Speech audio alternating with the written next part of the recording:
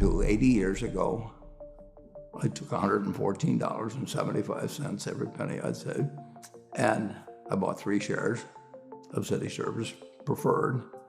And City Service was a pretty well-known name down then. Warren Buffett, the man with a net worth of over $100 billion, has a story to share. Here's what he did. When I was 11, I picked stocks. I had the whole wrong idea.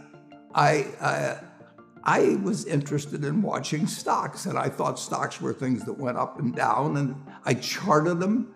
I read books on technical analysis. I read Edwards and McGee. I think that was the classic then. Hundreds and hundreds of pages. And I read that whole thing over and over again. I read Garfield, Drew, I read everything. And I thought, the first 8 years, I thought the important thing was to predict what a stock would do and predict the stock market. And then I read Ben Graham, when I was 19 or 20. And I realized that I was doing it exactly the wrong way. But it didn't hurt that I had that background and everything. I rejiggered my mind when I read the book, The Intelligent Investor. And from that point, I never bought another stock. I bought businesses that happened to be publicly traded. But I became an owner of a business, and I did not care whether a stock went up or down the next day or the next week or the next month or the next year, and I didn't have any idea what it would do. I didn't know what the stock market would do, but I knew businesses. To have success in the long run, you've got to love what you do. Buffett believes that finding your passion and sticking to it is the key to success. By doing what you love, you'll have the motivation to keep going even when things get tough. I'm a bright guy who's terribly interested in what he does, so I've spent a lifetime doing it, and I've surrounded myself with people that bring out the best in me. And you don't need to be a genius in what I do. That's the good thing about it. If I went into physics or a whole lot of other subjects, I'd be an also-ran. But I am in a game that you don't need. You probably need 120 points of IQ, But 170 doesn't do any better than 120. It may do worse, probably do worse, but you don't really need brains. You need the right orientation. 90% of the people, I'm pulling a figure out of the air, but 90% of the people that buy stocks don't think of them the right way. They think about something that they hope goes up next week. And they think about the market as something they hope goes up. And if it's down, they feel worse. I feel better.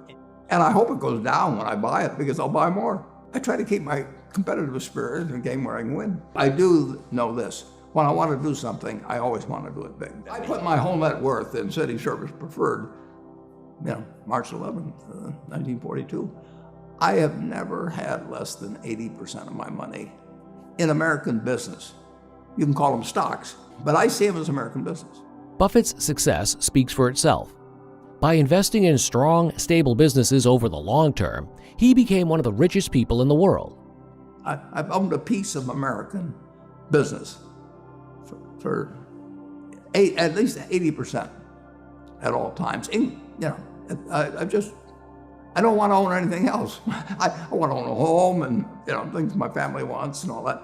But owning 5 homes doesn't mean anything to me because I can be happy in one home, and there's a certain amount of things that go wrong with everything. And if I got 2 homes, I know I've got more problems and I don't have more happiness. I would have to honestly say that what makes me happiest is what I'm doing. I enjoy 2 things about it. One, I know I'll win over time.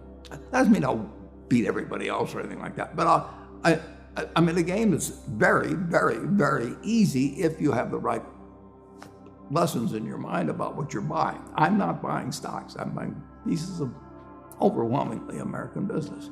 And I'm happy when that's when I'm doing it. I'm happy when stocks are going down. I'm happier when stocks are going down because I can buy more of them with the same amount of money.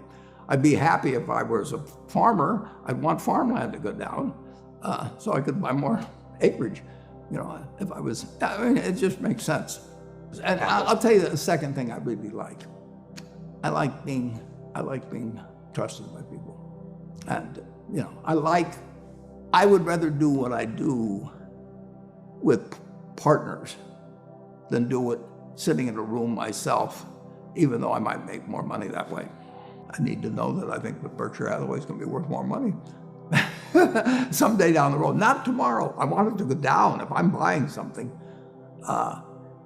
And I would say this, the world has changed a lot since that report was written. But the world changed a lot in 2000, 2 years ago. Let's pretend there is no stock market. Let's say I had to buy these privately, like you buy a farm privately, like you buy an apartment house privately. They're investments. So you're looking to say, what can I do with money I've saved to put it away so I feel good about getting it back later under any circumstances, but not necessarily on a given moment. But if I have a farm, it's going to take me a while. But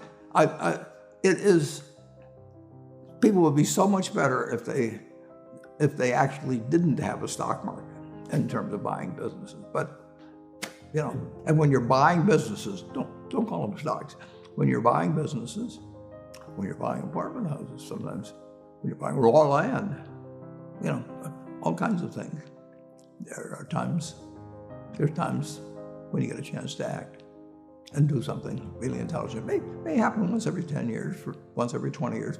Depends on what field you're in, where you live, what you know, all of that. But most of the important things, there's a lot of foundational work. The United States economy, and it's very easy to look at the statistics on it. I mean, more people, a greater percentage of the American population is wealthy now, or having more income now than they've ever had. And if you look at whether Bank of America can give you their average deposit, I mean, you just look at the wealth that's out there, and that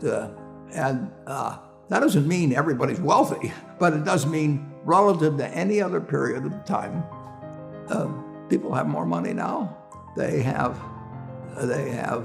get mortgages at lower rates than they've ever gotten. So if they want to buy an apartment, where the bottom 2% in terms of income in the United States, the bottom 5%, and for sure the top 1%, all live better than John D. Rockefeller was living when I was 6 years old. John D. Rockefeller was the richest man in the world. And today, you can get better medicine, better education, better entertainment, better transportation. You can do everything better than he could. You can, it's astounding. That's in my lifetime. That if you wanted to watch a football game, he still had to go there. and I can sit there with this big screen, and they keep showing me the replay, so that explaining to me what happened and everything. And maybe everybody doesn't have a screen as big as mine, but damn near everybody has a screen or an iPhone or a computer or access to one, and they have access. I mean, when I was born, the dentist didn't use Novocaine. There's no country that's done what our country's done. If you go back 3 of my lifetimes, are looking at less than 1% of the world's population, closer to half of 1%. Half of 1% of the people in the world are sitting in this land.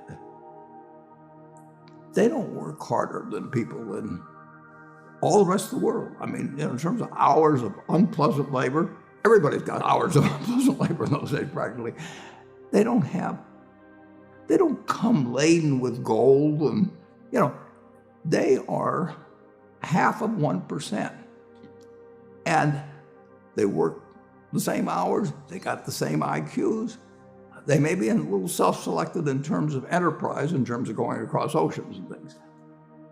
And fast forward a couple of lifetimes, and they've got 20% plus of all the bounty in the world. I mean, that is something that has worked like nothing. Just imagine that. If you've gone to anybody, Constitutional Congress, in 1789, if you go to any one of the representatives there, and you said, I want to tell you what this place is going to look like, in 3 more of your lifetimes, your great-great-grandchildren, yeah, are going to be flying in the skies. They're going to be watching sports all over the world. They're going to be entertained. Their medicine. They'd have hauled you off to a lunatic society.